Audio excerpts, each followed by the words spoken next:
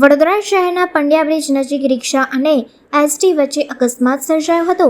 ઈજાગ્રસ્ત પેસેન્જરને સારવાર અર્થે હોસ્પિટલ ખાતે લઈ જવામાં આવ્યા હતા. વડોદરા શહેરના સ્ટેશનથી પંડ્યા બ્રિજ જતા લક્ષ્મી ગરનાળા પાસે રિક્ષા અને એસટી બસ વચ્ચે અકસ્માત સર્જાયો હતો.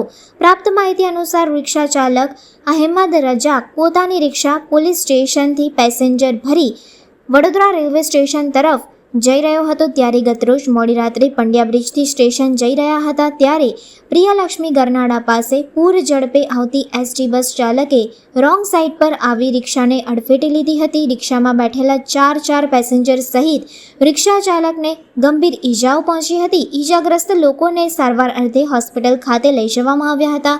પેસેન્જર સહિત રિક્ષા ચાલકનો આ બાદ બચાવ થયો હતો. રિક્ષાને ભારે નુકસાન થયું હતું. આ અકસ્માતની જાણ પોલીસને થતાં સયાજગંજ પોલીસ ઘટના સ્થળે દોડી ગઈ હતી. અકસ્માત કઈ રીતે સર્જાયો હતો એ દિશામાં તપાસ કરી રિક્ષા ચાલકની પૂછપરછ કરી હતી.